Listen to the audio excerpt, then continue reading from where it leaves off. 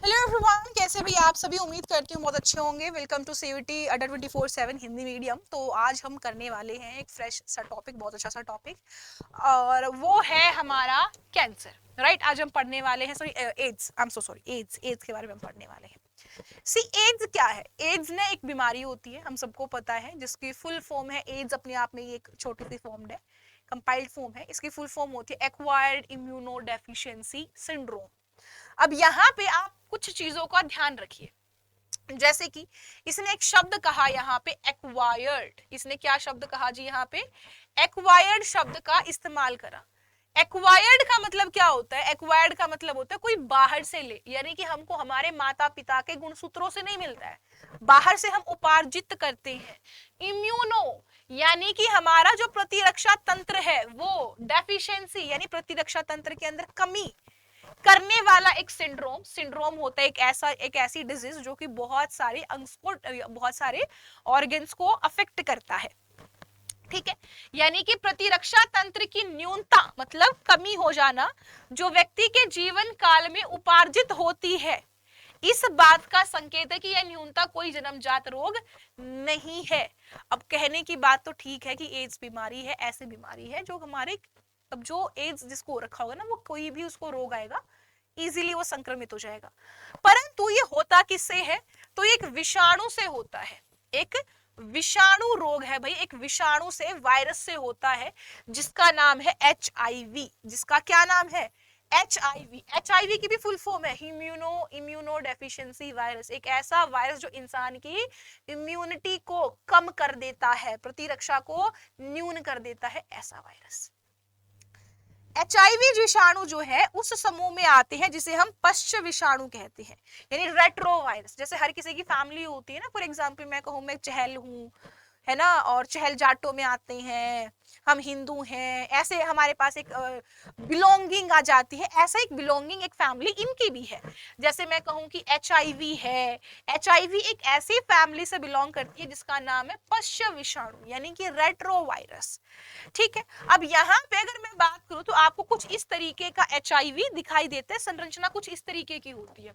अब इसकी जो संरचना है ना, इसकी संरचना को मैं आपको एक सिंपलर वर्ड्स में दिखाती हूँ। देखो ये क्या होती है, फोस्फोलिपिड की लेयर होती है, 2 लेयर्स होती है फोस्फोलिपिड की, इस तरीके से।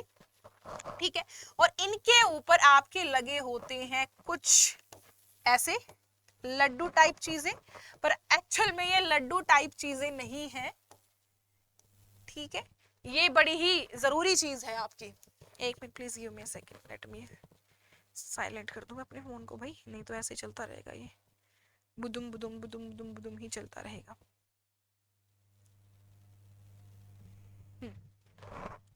देखो ये जो थी ये हमारी फोस्फोलिपिड से बनी हुई थी। ठीक है जी, फोस्फोलिपिड से बनी हुई थी ये। ठीक है, अगर मैं बात करूं प्रोटीन की लेयर, मान लो प्रोटीशियस लेयर, इसको मैं साफ ही कर देती हूँ, ये प्रोटीशियस लेयर है। ठीक, अब यहाँ पे ये जो है ये ग्लाइकोप्रोटीन से बने हुए हैं। ये जो आपकी है ये ग्लाइकोप्रोटीन है, और ये ग्लाइकोप्रोटीन हमारे सेल्स पे जाते हैं, मैक्रोफेज भक्षुआणु पे जाते हैं, अटैच हो जाते हैं, अपना DNA अंदर डाल देते हैं। यहाँ पे होता है इसका मैट्रिक्स, मैट्रिक्स के अंदर होता है इतना कैस्पिड, और यहाँ पे होता है जी RNA के 2 स्ट्रैंड होते हैं एक्चुअल में। यहाँ पे कितने स्ट्रैंड होते हैं?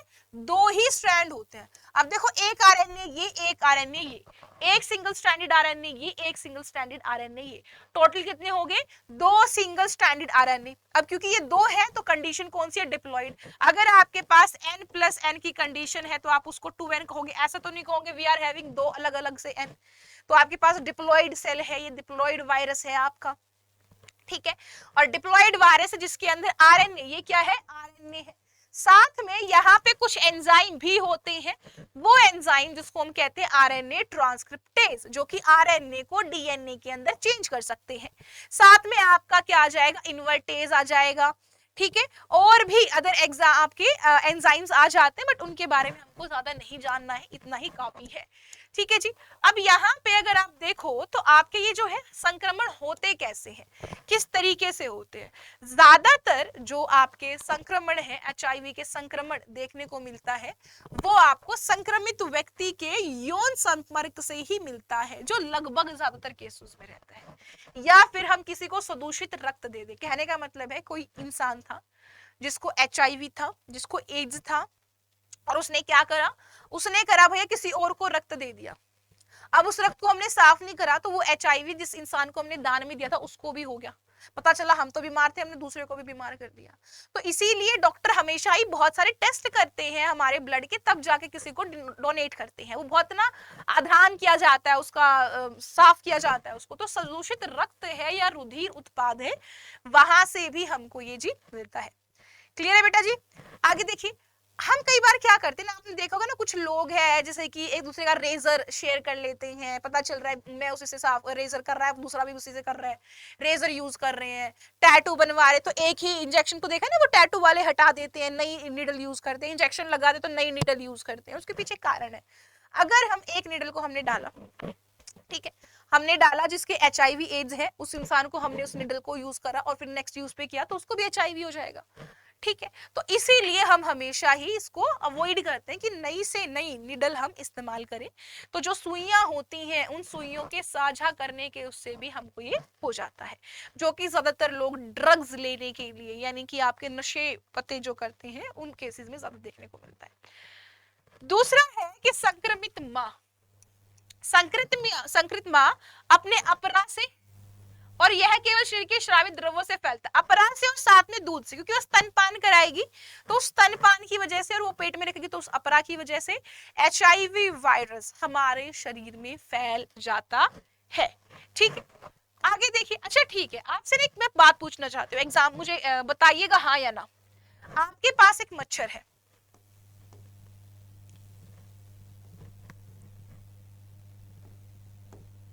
इस मच्छर ने एक एचआईवी पॉजिटिव इंसान को काटा, उसको काटने के बाद इसने एक नॉर्मल इंसान को काटा, तो क्या यहाँ पे इसको भी एचआईवी हो जाएगा? क्या यहाँ पे इसको भी एचआईवी हो जाएगा, हाँ या ना? ये आप मुझे बताइए, हो जाएगा कि नहीं हो जाएगा मच्छर से? लॉजिकल है, दिमाग वाला क्वेश्चन है, बताइएगा।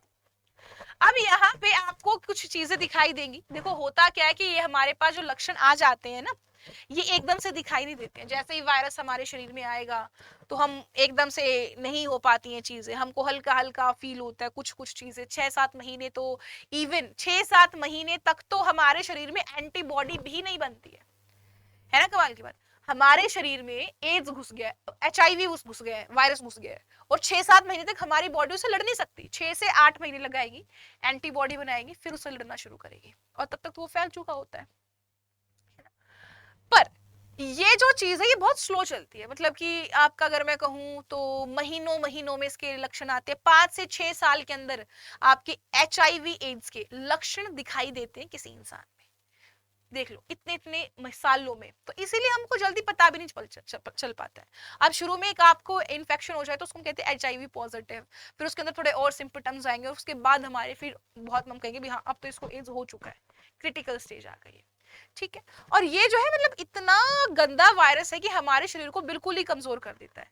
मैंने आपको कल की क्लास में समझाया था ना बृहत भक्षाणुओं के बारे में, बृहत जिसको हमने मैक्रोफेज कहा, आते ही हमारे शरीर में ये बृहत भक्षिकाणुओं के ऊपर अटैक करता है। किसके ऊपर अटैक करता है? बृहत भक्षिकाणुओं के ऊपर अटैक करेगा। उसके अंदर आरएनए निकलेगा, उसका आरएनए को डीएनए में परिवर्तित कराएगा। एंजाइम उसी के पास ऑलरेडी है, मैंने आपको समझाया था। वहां पे आरएनए से जीनोम जो है विलोम ट्रांसक्रिप्टेज एंजाइम, यानी कि विलोम ट्रांसक्रिप्टेज रिवर्स ट्रांसक्रिप्टेज एंजाइम से आपका किस में बदल जाएगा? वो प्रतिकृतियन के अंदर बदल जाएगा। ठीक है, यानी कि आपका डीएनए के अंदर परिवर्तित हो जाएगा। अब साथ में यहां पे उसके पास एक और एंजाइम है जिसको हम कहते हैं इनबाइडेज करके, जो कि हमारा जो सेल है मैक्रोफेज का डीएनए है, उस डीएनए के अंदर अपने डीएनए को साथ में चिपका देगा। तो जैसे जैसे हमारा डीएनए कॉपी होता रहेगा वैसे वैसे आपका यहाँ पे ये वाला इसका डीएनए भी कॉपी होता रहेगा और इसके भी अणु तैयार होते रहेंगे। तो ये जो विषाणीय डीएनए के अणु है ये आपकी कोशिका में साथ ही साथ संविष्ट भी हो जाते हैं।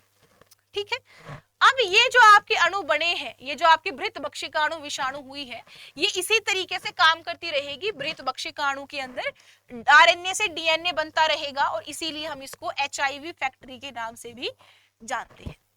अब यहाँ पे जो आपकी टी लसिकाणु होती है, इन टी लसिकाणुओं के ऊपर जाके जो इसने डीएनए बनाया है ना, उस डीएनए से जो अणु बना वो जाके सीधा बी लसिकाणु के ऊपर आतंक मचाएगा, अटैक करेगा। ठीक है, और साथ में उससे अपनी प्रतिकृति भी बनवाएगा, कॉपी और ज्यादा बनवाएगा। ठीक है, अब रुधिर में जो हमारे ब्लड में है वो विषाणु है, वो आपके दूसरे लसिकाणुओं पर हमला करेंगे और बार बार ये चीज दोहराई जाएगी और इसी तरीके से हमारी जो प्रतिरक्षी तंत्र है वो कतई कमजोर हो जाती है, जिसकी वजह से संक्रमित व्यक्ति है उसके शरीर में जो टी लसिकाणु है उसकी संख्या में कमी आ जाएगी। तो बार बार बुखार, दस्त लगना, वजन घटना, फटीग होना, एंजाइटी होना, ये सारी चीजें हमको कॉमनली दिखाई देती हैं। अब यहाँ पे आपको याद रखना है कि जैसे ही आपकी सहायक टी लसिकाणुओं की संख्या में गिरावट होती है तो जो व्यक्ति का जीवाणु होता है, जीवाणुओं के अंदर जो आपका माइक्रोबैक्टीरियम विषाणु होते हैं, ठीक है, कोई भी बैक्टीरिया, मतलब कि अगर मान लो हमारे शरीर के अंदर टी लिम्फोसाइट यानी हमारे शरीर के सैनिक ही काम नहीं कर रहे तो कोई भी घुसपैठ कर जाएगा ना। मान लो हम बीएसएफ सोल्जर्स हैं या आर्मी वार्मी वाले जितने भी हैं वो हमारे देश की रक्षा ही नहीं करे तो दूसरे वाले पाकिस्तान चाइना वाले घुस जाएंगे अंदर, मारेंगे हमको बहुत ज्यादा, है ना। अब वही हमारे शरीर के साथ हो रहा है। हमारे शरीर के सैनिक कौन थे? टी लसिकाणु, और वो टी लसिकाणु वो है नहीं, बहुत कम है, तो उससे तो आप खाफ खोफ खाएंगे नहीं, जीवाणु विवाणु जो भी आएगा और हमको बीमार करके चला जाएगा, हमको संक्रमित करके चला जाएगा, चले जाएगा भी बहुत मुश्किल से जाएगा। और इसी से धीरे धीरे धीरे धीरे हम देखेंगे कि हमारी जो प्रतिरक्षा करने की क्षमता थी वो बिल्कुल ही न्यून हो चुकी है, कतई कम हो चुकी है, ये हमको दिखता है यहाँ पे।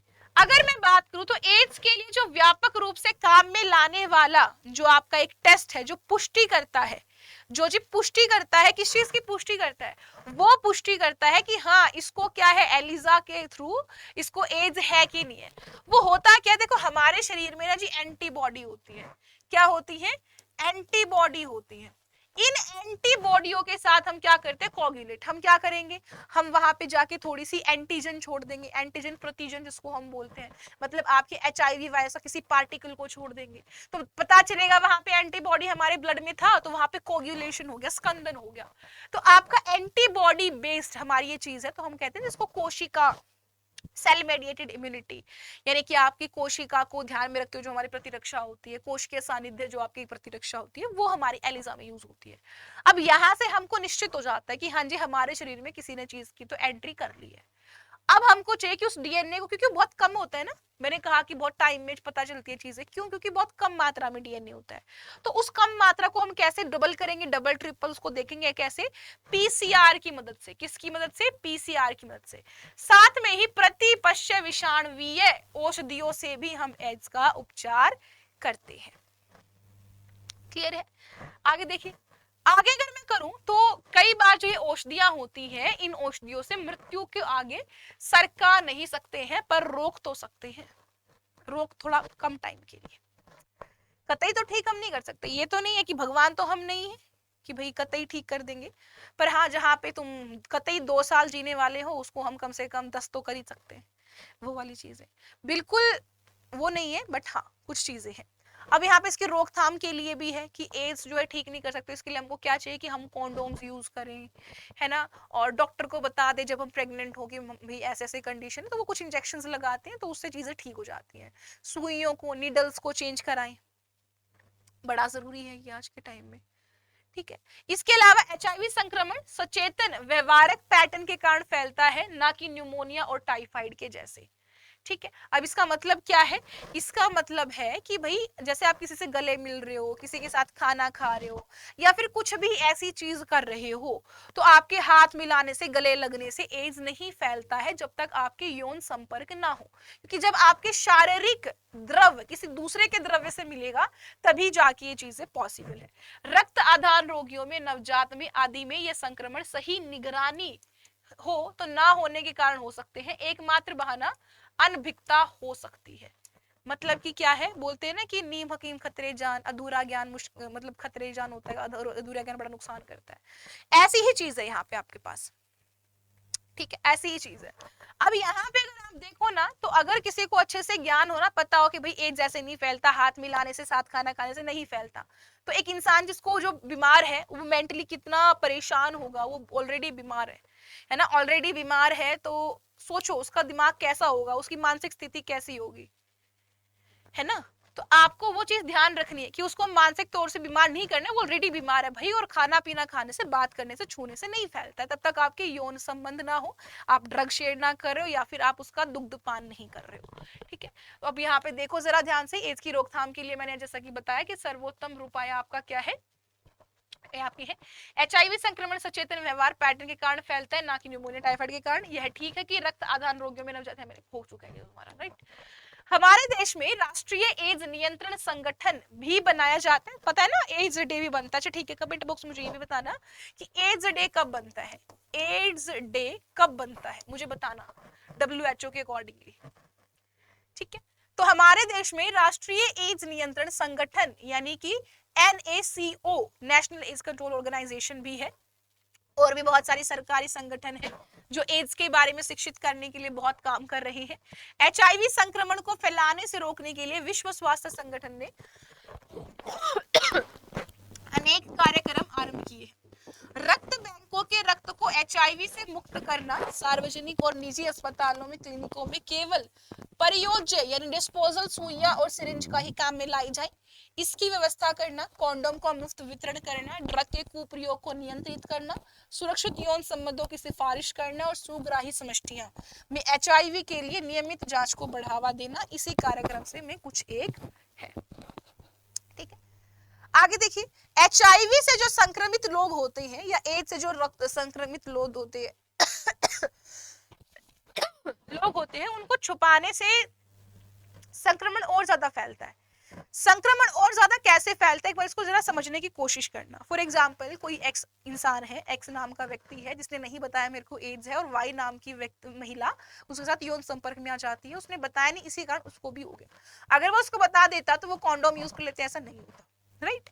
ऐसी चीज, समाज में HIV एड्स संक्रमित व्यक्तियों को सहायता के लिए सहानुभूति की जरूरत होती है, ठीक है। उनको हीनीय दृष्टि से, मतलब ऐसे हाय इसको क्या हो गया, इतनी गंदी बीमारी, ऐसा नहीं करना चाहिए, किसी को भी हो सकता है। जब तक समाज में ऐसी समस्याओं के रूप में नहीं देखेंगे, इसका समाधान सामूहिक तौर पर नहीं किया जाना चाहिए, ठीक है। आगे है कि जब तक रोग के व्यापक रूप से फैलने की गुंजाइश कई गुना बढ़ेगी, ठीक है। इसका मतलब क्या है, देखो कि ये कह रहा है कि हमको ये समस्या ऐसे नहीं देखनी है कि भाई हम इसको बिल्कुल पब्लिकली इलाज नहीं करेंगे, चुपके से कोने में इलाज करेंगे, ऐसा नहीं देखना इसको।